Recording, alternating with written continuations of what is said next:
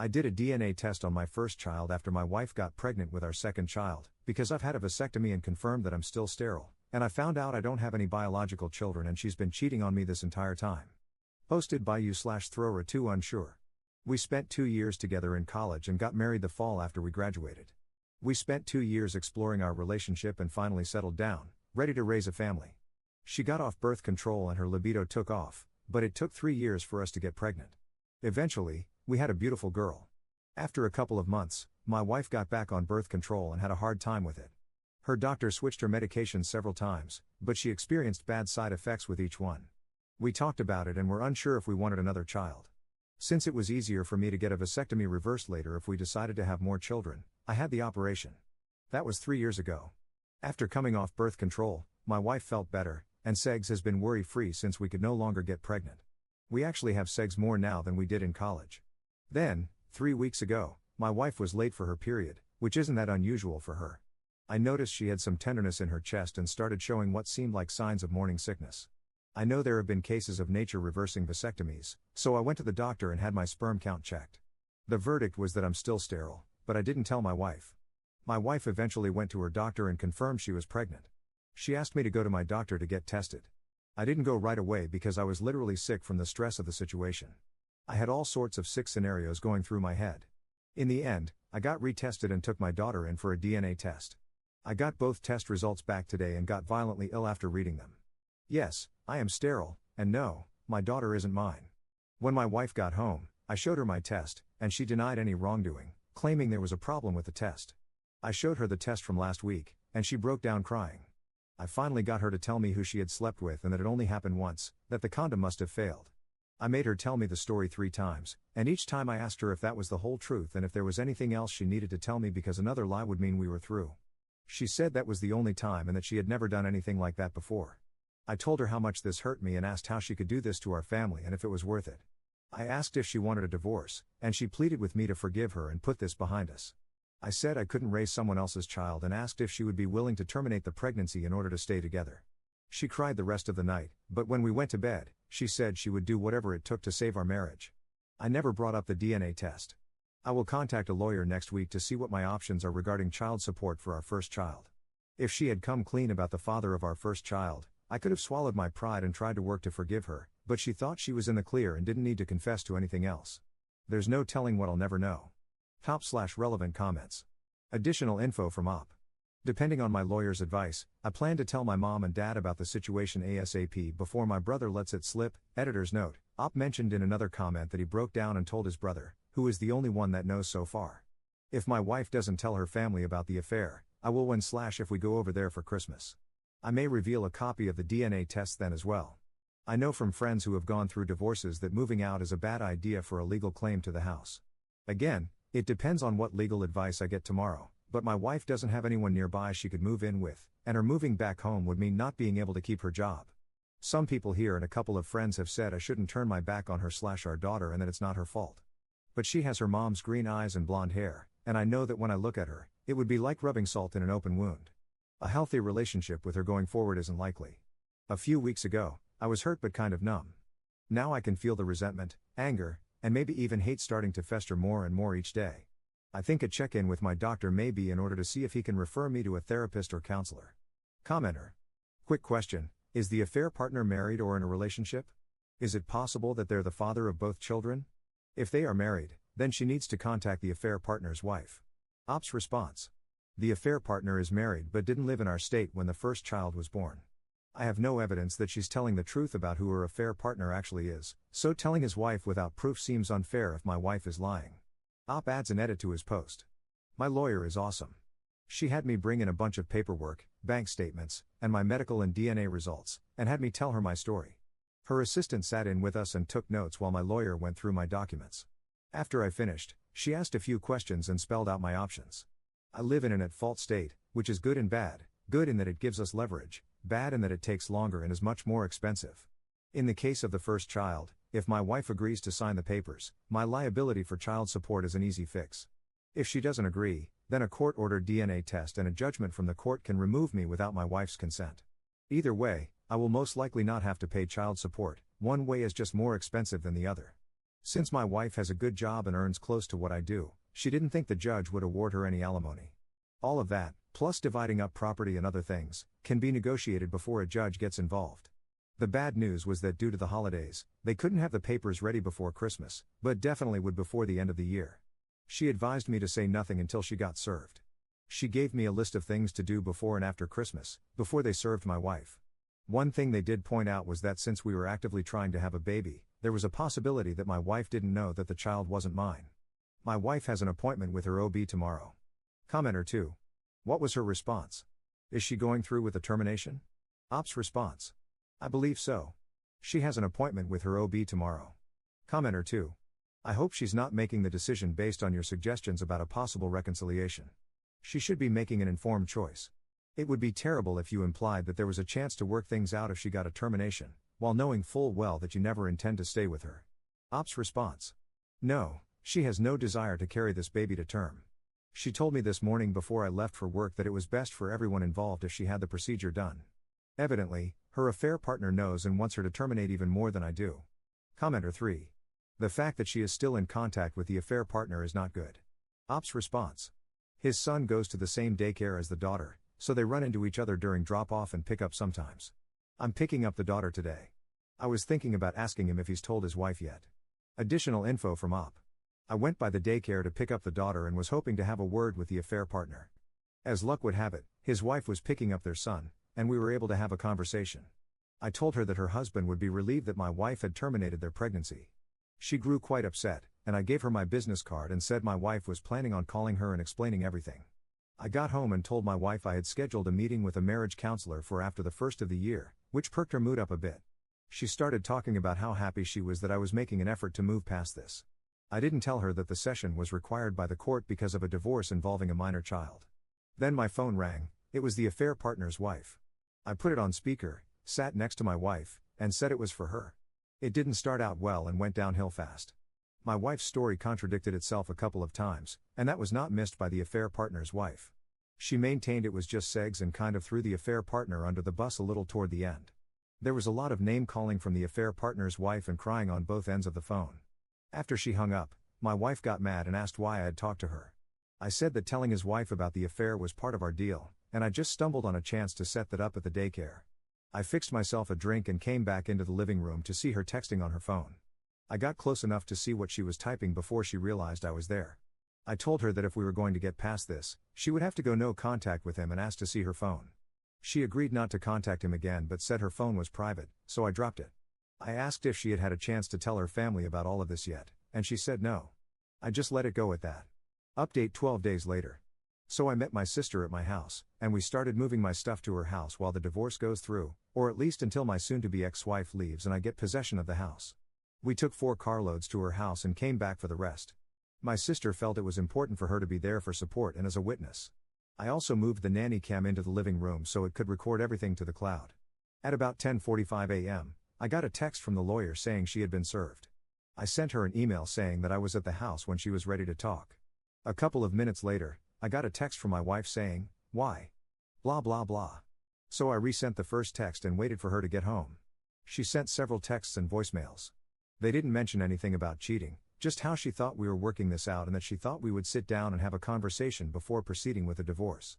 Playing the family card and how this would devastate the child and our families. How she feels betrayed, that was a good one. She was still sharing her location, and it took her 20 minutes before she left work.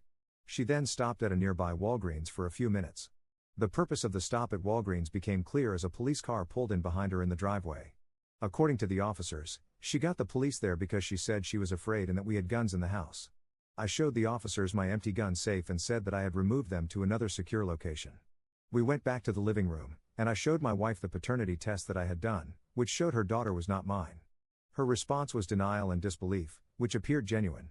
She broke down and cried for about 10 minutes. I told her this was the final straw and why I wanted the divorce. At about that time, the police officers reminded me to keep it civil and made their exit after I told them I was leaving soon to stay at my sister's house. When I asked who the child's father was, she claimed she didn't know. I asked if there were that many guys she was sleeping with or if she just didn't know his name. I asked how many times she had cheated on me between pregnancies, to which she said it was just the 2 of them. I told her that I had said earlier that if she didn't tell the whole truth, I was done.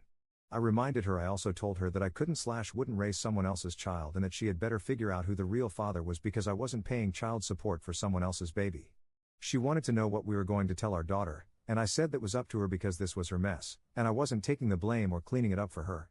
I drafted a couple of emails last week, one for our friends and family with copies of all the test results and reasons why I was asking for a divorce, the other for my wife with copies of the same tests along with what I knew and things I had told her previously.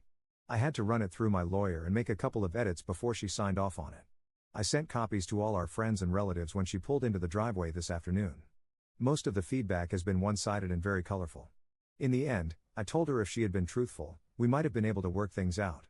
But I couldn't trust a lying serial cheater, and I told her if she had gotten her tubes tied instead of me getting a vasectomy, she might have gotten away with it. I told her she needed to get a lawyer so we could move forward and start to heal. Top/relevant comments. Commenter. I understand your need to end the marriage and disassociate yourself from the child. Just be ready for people to come down hard on you because you're leaving the kid. I get it, but it isn't their business. If you're sure you can't be a good father to the child, then leaving is the best choice. I'm sorry for the child, but her cheating mother is to blame, not you. Good luck. Ops response. I could never be the kind of father she needs. She is a carbon copy of my ex-wife. And every time I look at her, it reminds me of her mother and what she did to me. I'll miss her, but this is something I don't think I'll get over. Plus, I would have to see my ex, and that wouldn't be a good thing either. Commenter 2. I agree with you and I'm totally on your side, but I do find it a bit odd that you don't seem too emotionally conflicted about writing off the child you believed was yours for 4/5 years. The child who only knows you as her father and can't understand that her mother is a cheater. My heart breaks for the child. Does your state have assumed paternity? Your lawyer will have to combat that. She made you get a vasectomy so you wouldn't have any biological children with anyone else. That's cruel and pretty thought out. Ops response. Does your state have assumed paternity? No. And my lawyer said even if my wife fights it, based on the DNA, I can have my paternal rights and responsibilities terminated and petition to have my name removed from the birth certificate. We will file a no-fault petition if she agrees. If she fights it, we can file an at-fault petition, which will affect her settlement since we live in an at-fault state. If she has an ethical lawyer, he will recommend the no-fault option. I was devastated and got physically ill when I read the DNA report. I didn't make this decision lightly. There are a lot of emotions in play here, resentment, betrayal, and who knows what else under the surface. I'm not perfect, and I know trying to remain a parent or be in her life is probably not in her best interest or mine right now. Add in the fact that I would have to co-parent with my ex, it's a recipe for disaster. The trauma that would cause her is far greater than if I exit stage left now and let her get on with her life. Commenter 3. Thank you. Thank you for respecting yourself. Your ex-wife is one of the worst human beings, making you believe you're the father and just taking it away that easily. Don't believe anything she says. She was ready to let you raise someone else's children forever. You handled it perfectly. Go full no contact and don't be a nice guy. She committed 2 of the worst betrayals against you. It's a good thing you handled family and friends. Every step you took is what I advise everyone else in this sub to do. Good luck. Ops response. Her reaction to the paternity test seemed credible. I think it's possible she truly believed she was mine. The DNA wasn't even close to a match, so it was pretty clear I'm not the father. But yeah, everything else she says is probably a lie. Commenter 4. What kind of response did your friends and family give, also your mother-in-law and father-in-law? Everyone was probably shocked. Hope your close friends tried to help you out. What did your wife do after she learned the truth? Did she message you back or try to say that you should raise the child? After all, you did your best. Now you need to heal and find yourself a wife who is loyal and loves you. Hard times are going to come, but be sure, you're going to get through it. Good luck, buddy. Ops response. So far, there has been shock and disgust from most. The paternity test is what hits hardest for most of them. A couple of people weren't surprised about the cheating part, even though they never said anything before. It's surprising that none of her close girlfriends have jumped to her defense. My father-in-law sent me a sad email trying to take the blame for not raising her right. He wished me well and said he would pray for me. The ex-wife messaged me a couple of times about talking it out. I think she still wants to save the relationship. I haven't responded to any of them, and she stopped trying to reach out a couple of hours ago. Commenter 5. You handled that very well. I'm surprised she went to the police right away. Sometimes this is done as an end run to get sole occupancy of the home during the divorce process. To me, that's a warning sign that the divorce may be contested. When my parents split up, my dad's lawyer made him rewrite his will. You might want to do that, just in case. Ops response. I'm surprised she went to the police right away. Unless she had someone at work giving her advice on divorce tactics. My lawyer gave me a pretty comprehensive list of things to do, Moving the firearms was on the list. It was a lengthy list.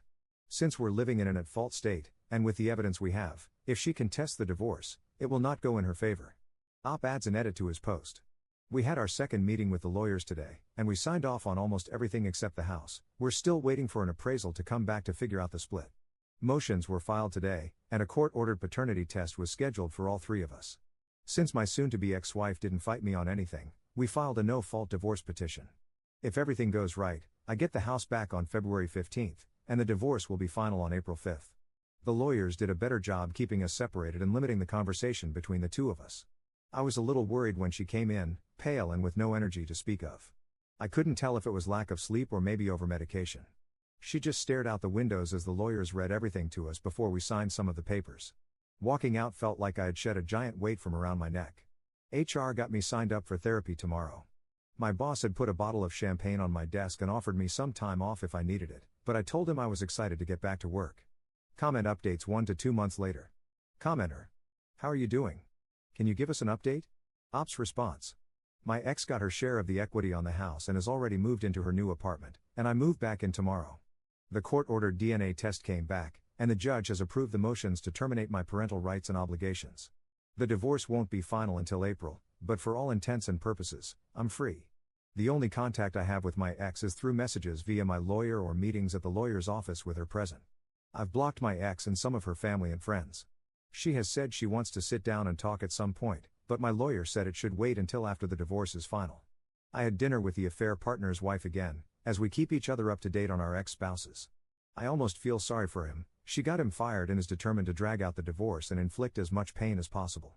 Commenter 2: how did she get him fired? Ops response: he worked for her family's business. She told her dad and uncle, who ran the business, what he did.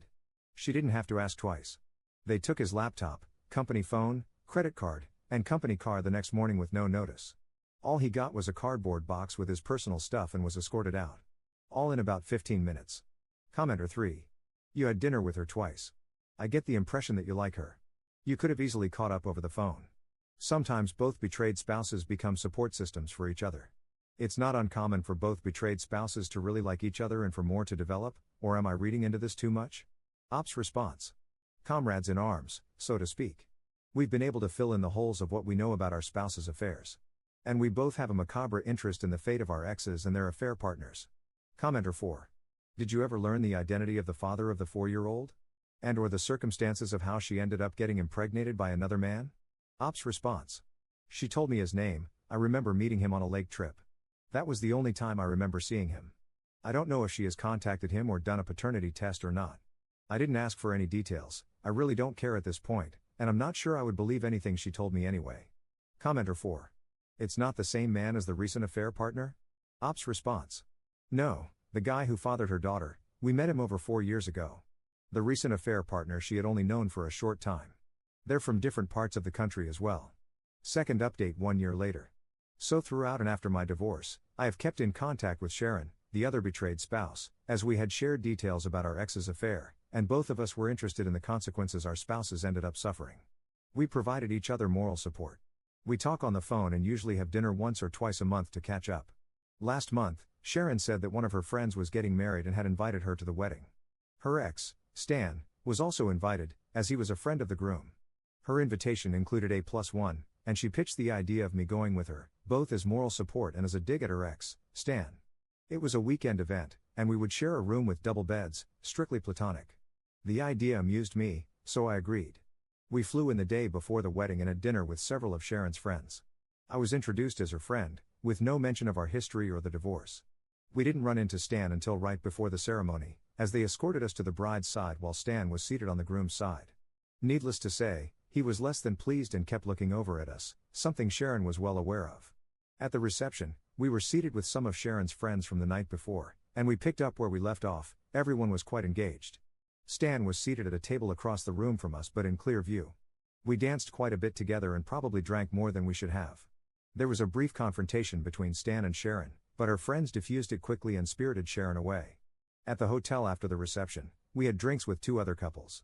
There were several comments about Stan shooting daggers at us all night, and a few about how cute a couple we made, along with questions about whether we were serious or not. We laughed it off and said we were just friends. I had to support Sharon on the way to the room and had my arm around her. On the cramped elevator ride, we were standing quite close. When we got to the room, there was a tense moment, and we kissed. Good judgment lost out to the alcohol, and we ended up sleeping together. The next morning, we never spoke much about the elephant in the room as we rushed to catch our flight home. We did run into Stan as we were checking out, and he made a snide remark and walked off. Once we were on the plane, we talked about what happened. Neither of us was sorry, but we questioned the wisdom of the timing. We both agreed we needed some time to process what happened and agreed to have dinner next week and talk about it then. I know neither of us has tried to date since our divorces. I haven't been in the right headspace to even flirt, much less date. I have a session already scheduled with my therapist, where I will bring this up. But we did have a great weekend at the wedding.